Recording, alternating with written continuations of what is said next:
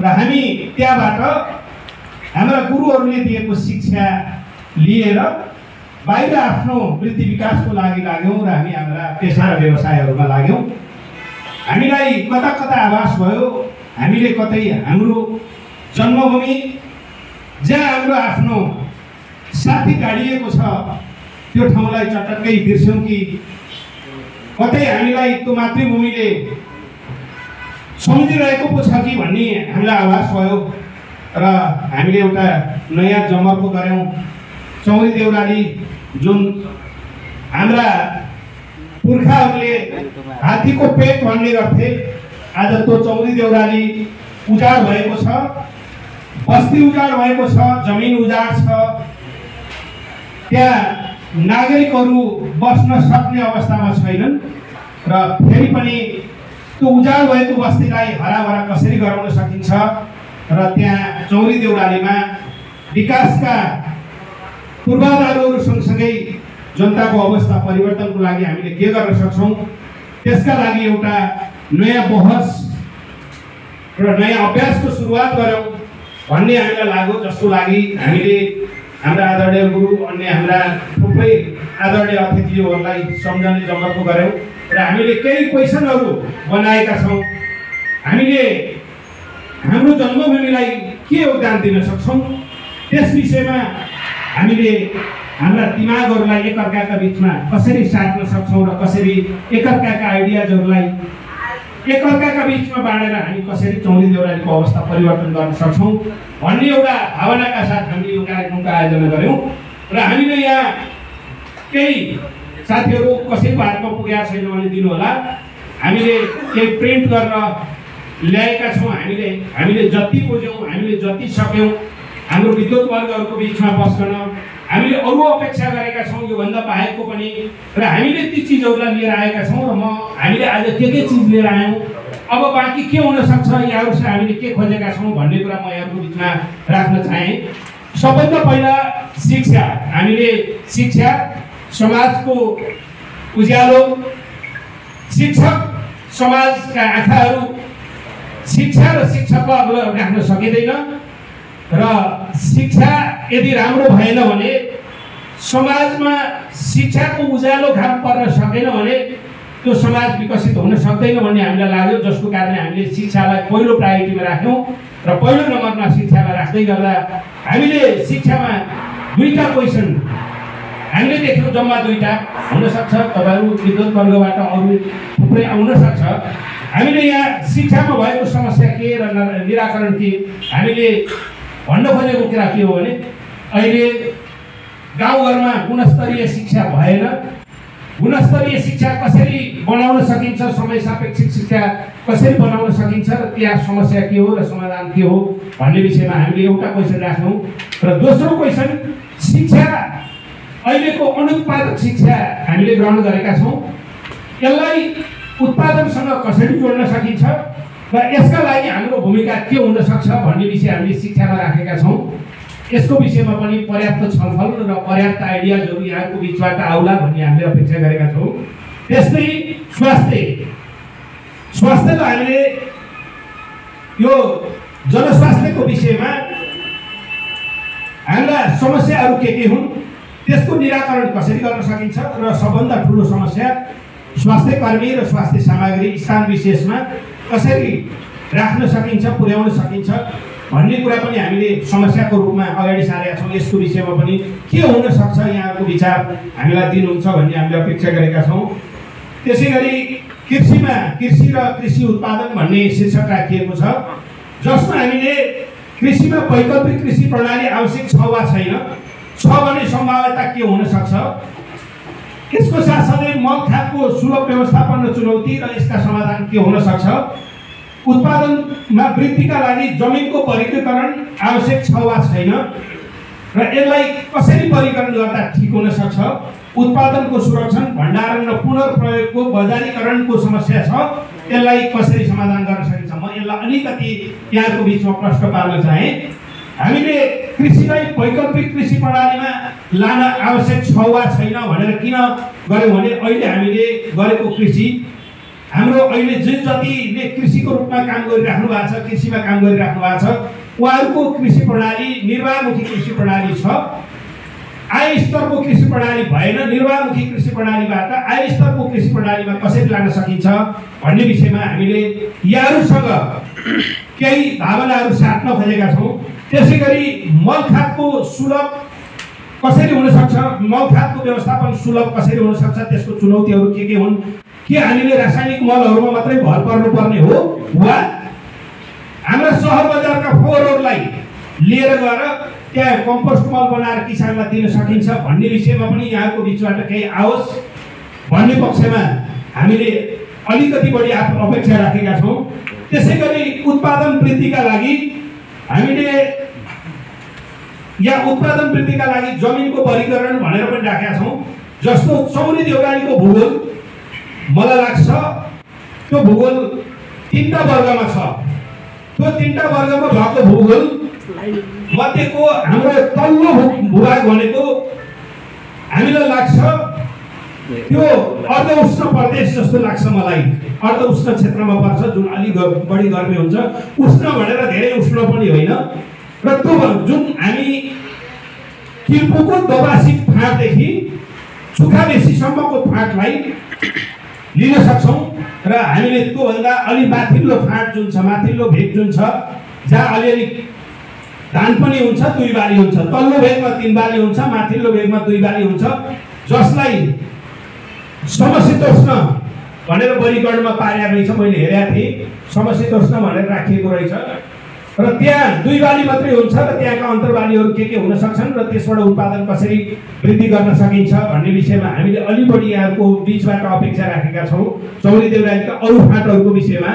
र त्योभन्दा माथिल्लो भाग जुन शीतोष्ण भागहरू छ, त्यो शीतोष्ण भागहरूमा हामीले फलफुल लगायतका चिजहरू, कस्ता खालका फलफुल लगायतका चिजहरू लगाउन सक्छौँ वा त्यहाँ पोल्ट्री फार्मिङहरू हुनसक्छ या अरू कुनै फार्मिङहरू हुनसक्छ, बिकिपिङ लगायतका चिजहरू हुनसक्छ कि भन्ने हामीले अपेक्षा राखेका छौँ।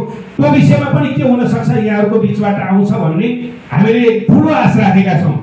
त्यसै गरी उत्पादनको संरक्षण, भण्डारण र पुनर्प्रयोगको विषयमा र बजारीकरण, पुनर्प्रयोग र बजारीकरणको विषय मैले पुनर्प्रयोगलाई चाहिँ अलिकति बढी जोड दिन चाहेँ। किनभने हामीले देखेका छौँ हाम्रो यहीँ नजिकैको 5 खाल जहाँ गोलभेडा उत्पादन हुन्छ, त्यो गोलभेडा उत्पादन भएको ठाउँमा गोलभेडा ट्रकमा हालेर ल्याएर फेरिन्छ। त्यो फाल्नुभन्दा त्यसलाई पुनर्प्रयोगमा लगियो भने हामीले त्यसबाट अझ बढी बेनिफिट लिन सक्छौँ भन्ने हामीलाई लाग्छ। जस्तो चौरी देउरालीमा उत्पादन हुने चिजहरू, कतिपय चिजहरू, आलुहरू, प्याजहरू, गोलभेडाहरू अनि फलफुलहरू लगायतका चिजहरूको पुनर्प्रयोग कसरी गर्न सकिन्छ। फर इक्जाम्पल म गोलभेडाको कुरा भनौँ, जस्तो गोलभेडा फाल्नुभन्दा तपाईँ हामीले सधैँ प्रयोग गर्ने गरेको मस्यौरा, यदि गोलभेडामा मुछेरै मस्यौरा बनाउने हो भने के हुन्थ्यो होला, त्यो त जुगसम्म बस्थ्यो होला, वर्षौँ वर्ष बस्थ्यो होला, कोहीदैन थियो होला। कम्तीमा हामीले पुनर्प्रयोग कसरी गर्न सक्छौँ। हिजो हाम्रा पूर्वजहरूले चाना काटेर सुकाएर राखेर पनि पुनर्प्रयोग गर्नुहुन्थ्यो। पुनर्प्रयोगमा हामीले हाम्रा पूर्वजले सिकाएको कुरा पनि बिर्सेका छौँ, त्यसलाई पनि स्मरण गर्नुपर्ने हो कि हामीले कसरी पुनर्प्रयोग गर्न सक्छौँ र त्यसबाट आय आर्जन लिन सक्छौँ। त्यो विषयमा पनि यहाँहरूबाट पर्याप्त रूपमा आओस् भन्ने हामीलाई लाग्छ। अब म सिँचाइमा गएँ, सिँचाइको विषय पनि हामीले सिँचाइलाई पनि वर्गीकरण गरेका छौँ। तल्लो भाग हामीसँग थोरै मात्रै मेहनत गऱ्यौँ भने पर्याप्त रूपमा सिँचाइ हुन्छ। जुन तल्लो भाग छ, दोबासी फाँटदेखि लिएर चुखाबेसीको फाँटसम्म, त्यसलाई यदि राम्रोसँग हामीले कम्पनी मोडलमा गएर यदि कृषिलाई कम्पनीको रूपमा लगेर हामीले त्यसलाई कृषि उद्योगको रूपमा विकास गर्न सक्यौँ भने हामीले त्यहाँबाट पर्याप्त आम्दानी लिन सक्छौँ भन्ने हामीले अपेक्षा गरेका छौँ। यहाँहरूको अपेक्षा के हो त्यो पनि बताइदिनु होला। र हामीलाई त्यहाँ सिँचाइको लागि पनि त्यति धेरै ठुलो मेहनत गर्नुपर्छ जस्तो लाग्दैन। र सिँचाइको लागि हामीले अर्को व्यवस्था पनि के हुनसक्छ, हामीले आफ्नो सानो दिमागले सोचेको कुरा, हिजो हाम्रा पूर्वजहरूले गरेको कुरा, सिँचाइका लागि हामीले जम्मा र प्रयोग भन्ने हामीले एउटा अभियानलाई अगाडि बढाउन सक्छौँ कि जसलाई उत्तर कोरियाले धेरै लामो कालखण्डदेखि प्रयोग गरिरहेको छ। 1710 देखि उत्तर कोरियाले जम्मा र पुनर्प्रयोग भनेर सिँचाइको लागि भनेको माथिल्ला भेगहरूमा ठुल्ठुला आलहरू बनाउने, सकिन्छ भने ठुल्ठुला तालहरूको निर्माण गर्ने र त्यहाँ माथिल्लो भेगमा परेको पानीहरूलाई जम्मा गर्ने र पछि फेरि सुक्खा याममा त्यसलाई प्रयोग गर्ने त्यो खालको चाहिँ उत्तर कोरियाले गर्ने गरेको रहेछ। हाम्रा पूर्वजहरूले पनि, मलाई याद छ मेरै सुलीकोटको माथि सारे पोखरीमा आल थियो, माथि लामपोटे आल भन्थे। सायद मेरा पूर्वजहरू मूर्ख भएर ती आलहरू बनाएका होइनन् होला, भैँसी राख्नका लागि मात्रै आल बनाएका होइनन् होला। ती आलहरू सिँचाइका लागि र अनि त्यस पछाडि जमिन मुनिको मूलहरू सुक्खा नहुन्, मूलहरू नसुकुन्, त्यसका लागि जमिन मुनिको पुनर्भरण होस् भन्नका लागि खनिएका थिए होलान्। हामीले कतै ती चिजहरूलाई पनि मास्दै गएको कारणले आज हाम्रो सन्तुलन, वातावरण सन्तुलन पनि बिग्रिएको हो कि त्यसतर्फ पनि यहाँहरूले चाहिँ हामीलाई सिकाइदिनु होला, बुझाइदिनु होला। हामीले कहाँ कहाँ के छोड्यौँ जसको कारणले आज हामी दुःख पाइरहेका छौँ, त्यो विषयमा पनि यहाँहरूको पर्याप्त मात्रामा छलफल र यहाँहरूको भावनाहरू आउनेछन् र समेटिनेछन् भन्ने हामीलाई लागेको छ। त्यसै गरी ढुवानीको विषय हामीले अहिले देखेको ढुवानी त्यही एउटा बाटो देखेका छौँ। त्यो बाटो मात्रै ढुवानीको एउटा मात्रै साधन हो या त्यसका वैकल्पिक साधनहरू अरू हुन सक्छन्। हामीले सोचेका छौँ कि ढुवानीका लागि हामीले ग्राभिटी रोपवेहरूका प्रयोग गर्न सक्छौँ, किनभने हाम्रो भिरालो जमिनहरू हो। भिरालो जमिनमा ग्राभिटी रोपवेहरू चलायो भने माथिबाट हालेको चिज तल जाने र तलबाट फेरि माथितिर चाहिँ ल्याउन सकिने अवस्था हुन्छ र त्यसलाई थोरै मात्रै पावर जेनेरेट गर्दा पनि पुग्ने अवस्था रहेछ। यो विषयमा नै हामीले केही गोर्खामा यो चलिरहेको छ, पालनटारमा पनि चलेको छ। हामीले त्यहाँ पनि सर्वेक्षण गरेका थियौँ के हुन सक्छ यो विषय भनेर। अन्तर्राष्ट्रिय जगतले यसलाई प्रयोग गरेका छ कि छैन भनेर हामीले हेरेका थियौँ, जहाँ अन्तर्राष्ट्रिय जगतमा त अझ दक्षिण अफ्रिकाले तपाईँको ग्राभिटी रोपवे प्रयोग गरेर उसका समथर भूभागभन्दा बाहेकका ठाउँहरूमा ग्राभिटी रोपवे प्रयोग गरेर त्यहाँ स्थानीय रूपमा बनाएका डोका डालाहरूलाई झुन्ड्याएर चाहिँ ढुवानीको साधनको रूपमा प्रयोग गरेको रहेछ। हाम्रो क्षेत्रमा त्यो सम्भावना छ कि छैन, किसानका थाप्लाबाट नाम्लो टुटाउन सक्ने अवस्था हामीसँग छ कि छैन, त्यसको पनि हामीले यहाँहरूबाट अपेक्षा गरेका छौँ। र सँगै अरू यातायातको साधनहरूको विषय जस्तो अहिले त नवीनतम यातायातहरू आएको छ, पोडवे आएको छ, रोपवेहरू आएको छन्, त्यस पछाडि मोनोरेलहरू छन्। हाम्रो जस्तो पहाडी भूभागमा अहिलेका बाटाहरूभन्दा सायद तिनीहरू अलि किफायती पो हुन्छन् कि अलि छिटो छरितो पो हुन्छ कि समयका हिसाबले पनि अलि कम समयमा हामी हाम्रा गन्तव्यहरूमा पुग्छौँ कि त्यो विषयमा पनि यहाँहरूको पर्याप्त छलफल आइदियोस् भन्ने हामीले अपेक्षा राखेका छौँ। र अब हामीले स्थानीय रोजगारीको विषय हामीलाई लाग्छ स्थानीय स्तरमा रोजगारी छँदै छैन जस्तो लाग्छ।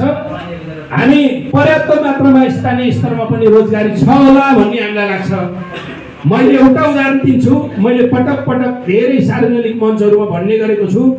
मेरो गाउँपालिका जहाँ म जन्मेँ, जहाँ म हुर्केँ, मेरो गाउँपालिकामा म लामो कुरा गर्दिनँ, तपाईँहरूले सधैँ प्रयोग गर्ने गरेको त्यो साबुन जसको पर्याप्त कच्चा पदार्थहरू हाम्रो गाउँपालिकामा पाइन्छ, त्यो साबुनको कच्चा पदार्थ खेर गएको छ। तपाईँको त्यो साबुनको कच्चा पदार्थलाई प्रयोग गरेर हामीले साबुन उत्पादन गर्न सक्यौँ र गाउँपालिकाले बाहिरबाट ल्याउने साबुनहरूमा अधिक कर लगाएर हुन्छ या रोक लगाएर हुन्छ। यदि त्यो साबुनमा रोक लगाएर गाउँको पैसा गाउँमा नै, गाउँको उत्पादन गाउँमा नै भन्ने अवस्थामा पुर्याउन सकियो भने कतै हामीले हाम्रो रोजगारीका अवसरहरूलाई अलि बढी सिर्जना गर्न सक्छौँ कि हाम्रा जडीबुटीहरू जस्तो तितेपाती हामी कहाँ हुन्छ, तितेपातीको तेल अत्यन्तै महँगो हुन्छ। कतिलाई जानकारी छ हेर्नु होला, थुप्रै इन्टरनेटहरूमा पनि पाइन्छ, जानकारीहरू पाइन्छ आजकल यस्ता चिजहरूको।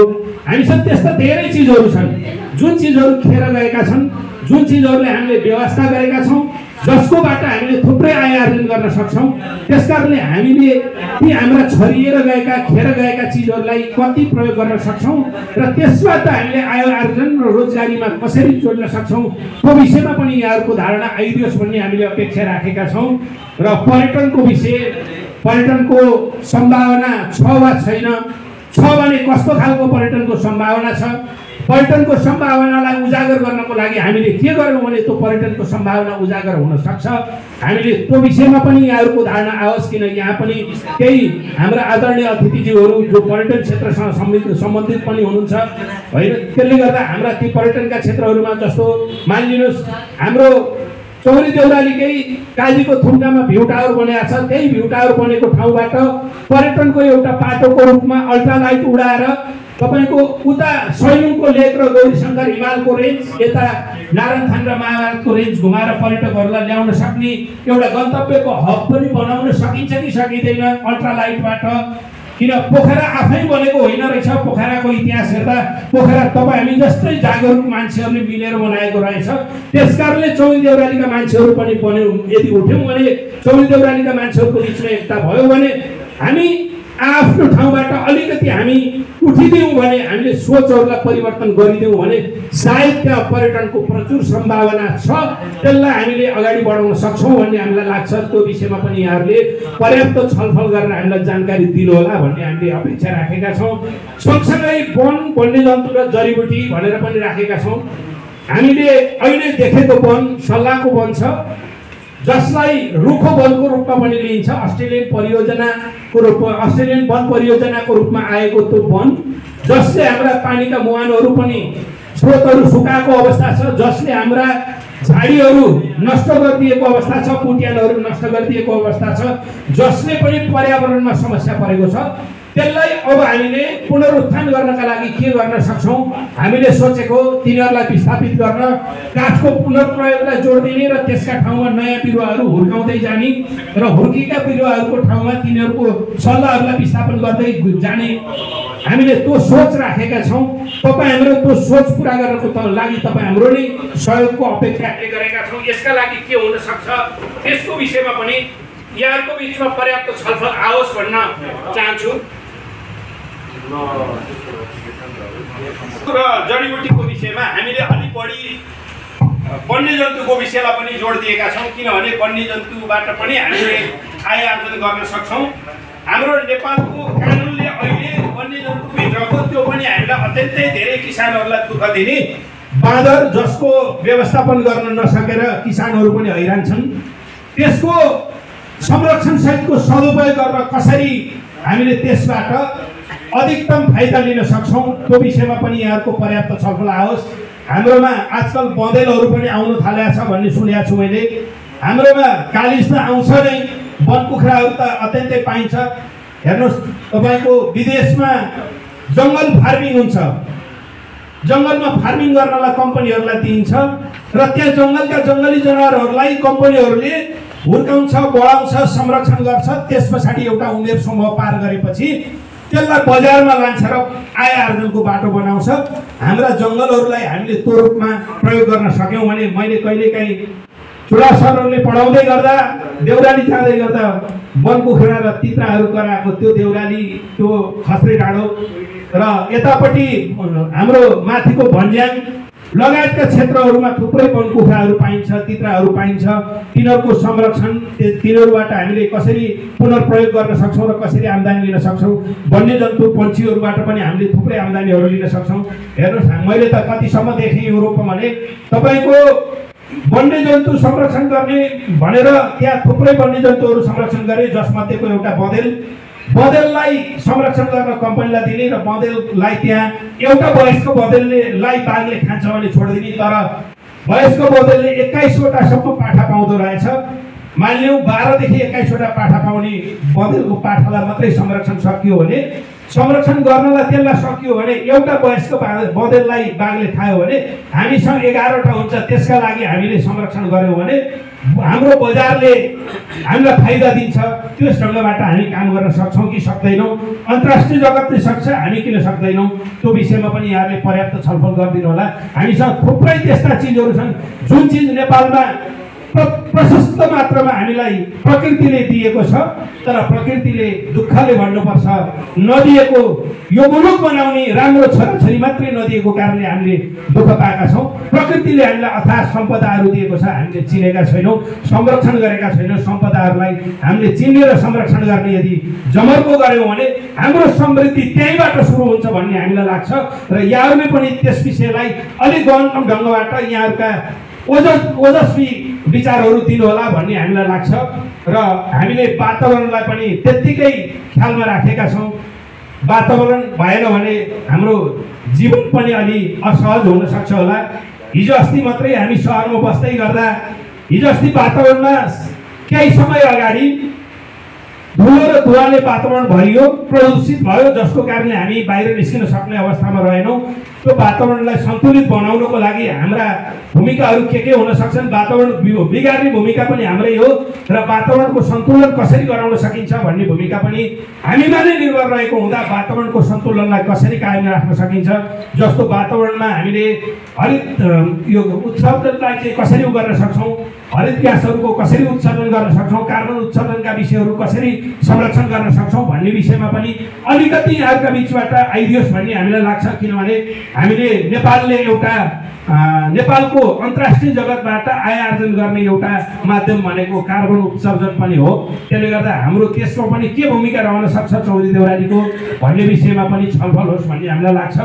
र ऊर्जाको क्षेत्रमा हाम्रा ऊर्जा विज्ञानी हुनुहुन्छ चौरी देउरालीले जन्माएको आदरणीय दाइ नारायण चौलागाई, उहाँ सायद आउँछु भन्नुभएको छ, उहाँको दाइ आइसक्नु भएको छ। सरी दाइलाई म सबभन्दा पहिला आसन ग्रहणको लागि दाइलाई अगाडि आउन अनुरोध गरेँ दाइ, र सँगै आदरणीय केदार चौलागाईजीलाई मेरो आदरणीय दाइ डाक्टर नारायण चौलागाई जो हाम्रो चौरी देउराली प्रभामा पढ्नु हो, फेदामा जन्मनु हो, चौरीमा पढेर आज डक्टरेट गर्नुभएको छ। हाम्रो प्रभाको नक्षत्र आदरणीय नारायण दाईलाई दसल्ला ओढाएर सम्मान गरिदिनु हुनको लागि म आदरणीय गुरु जसले पढाउनु हो आदरणीय गुरुलाई अनुरोध गर्छु। ताली बजाउन कोसिस गर्नुहुन्छ।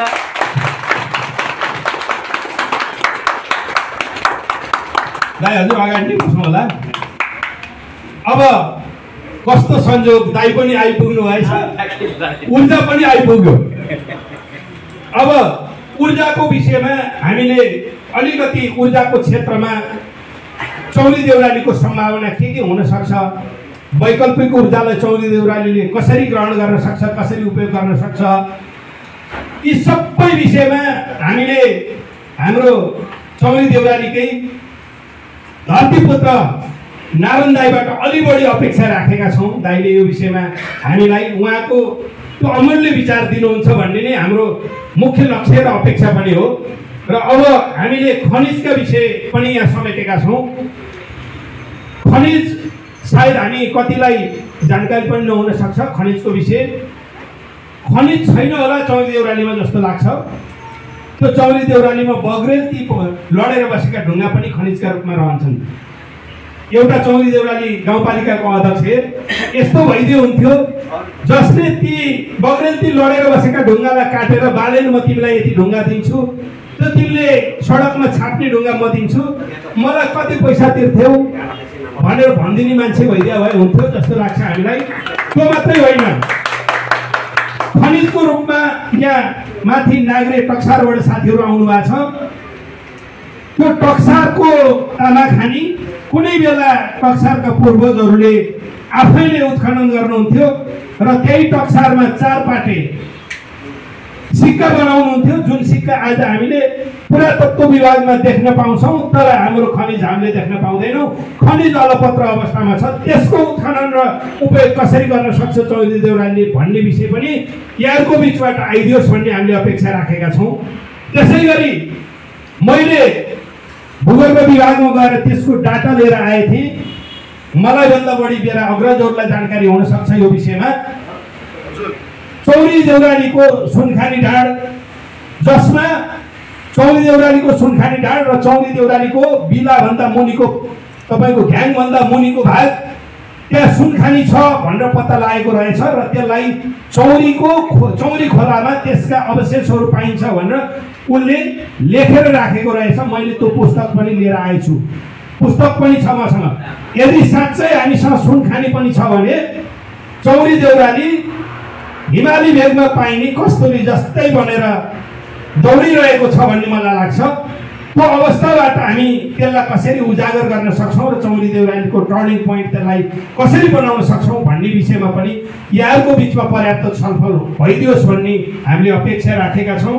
त्यसै गरी अब यातायातको क्षेत्रमा यातायातको समस्या के हुन्, मैले अघि नै यातायातको समस्याका विषयमा भने हामीले अहिले कतिपय बाटाहरू खनिएका छन्, आवश्यकताका र औचित्यका आधारमा छन् छैनन् ती हामी छुट्टै बसेर छलफल गरौँला। र ती बाटाहरू मात्रै यातायातका पर्याप्त सवारी साधनहरू कुडाउने मात्रै यातायातको क्षेत्रको पर्याप्त साधन हुन् कि होइनन्, यातायातका अन्य वैकल्पिक सवारी साधनहरू हुन सक्छन् कि सक्दैनन्, वैकल्पिक रूपमा हामीले अन्य चिजहरू प्रयोग गर्न सक्छौँ कि सक्दैनौँ, ढुवानीका लागि वैकल्पिक रूपमा अघि मैले भने ग्राभिटी रोपवे लगायतका चिजहरूलाई प्रयोग गर्न सकिन्छ कि सकिँदैन, त्यो विषयमा पनि यहाँहरूले अलिक गहनतम भएर सोचिदिनु होला। किन हाम्रा भूगोलका किसान दाजुभाइहरूले अत्यन्तै धेरै दुःख पाउनु भएको छ। हाम्रै गुरुहरू जसले हामीलाई पढाउनु भयो, सायद उहाँको टोपी खोलेर हेर्ने हो भने उहाँका थाप्नामा त्यो नाम्लो अड्ने जति भागमा रौँ छैन। त्यो नाम्लोको कारणले गर्दाखेरि अब हामीले त्यो भोगेर आएको कारणले गर्दाखेरि हामीभन्दा पछाडिका पुस्ताले त्यो भोग्नु नपरोस्, त्यसका लागि हामीले के गर्न सक्छौँ भन्ने विषय पनि यहाँहरूले पर्याप्त रूपमा छलफल गरिदिनु होला। र हामीले विविधमा राखिदिएका छौँ एउटा विविध भन्ने शीर्षक पनि, र विविधमा हाम्रो सानो दिमागले हाम्रा केही साथीभाइको मात्रै छलफलले नसमेटिएका विषयहरू हुन सक्छन्, ती नसमेटिएका विषयहरू पनि यहाँहरूका बिचबाट आउन सक्छ। त्यसले गर्दा विविधभित्र हामी त्यसलाई पनि समेट्नेछौँ र साथसाथै यहाँहरूबाट आएका ओजस्वी विचारहरूलाई हामीले प्रतिवेदनको रूपमा लिपिबद्ध गर्नेछौँ र फेरि यहाँहरूलाई हामीले त्यसलाई प्रिन्ट गरेर उपलब्ध गराउनेछौँ। त्यसमा केही करेक्सन गर्नुपर्ने भएछ भने त्यो पनि हामीलाई भनिदिनु होला भन्दै मैले यो विषयलाई यहाँहरूका बिचमा उजागर गर्दै बिट मारे बाँकी कार्यक्रम चलाउन भिमजीलाई यो माइको